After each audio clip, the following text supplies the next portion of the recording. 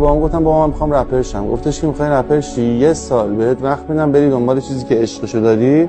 15 16 سالم بود، منم مدرسه فراری، یک کتابم مشق از همه چی فراری. یه کتاب رو اوپن بود اتفاقی، قانون جذب. مثلا من بچه، من فراری از کتاب و دفتر اونو خوندم تا تهش. از فرداش جمله به جمله اون رفت تو ذهن من. حالا رو من شاید خیلی تاثیر گذاشت، ولی اینکه دیگه عاشق رپم بودم و چون من باورشو داشتم که یه روز این اتفاق میفته که بشناسن منو.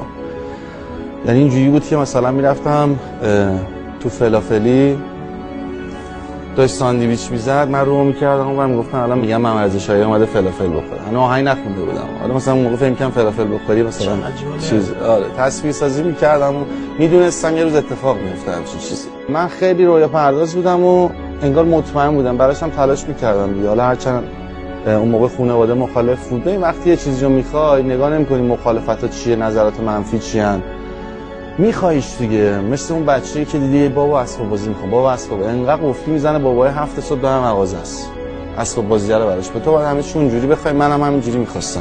خیلی زیاد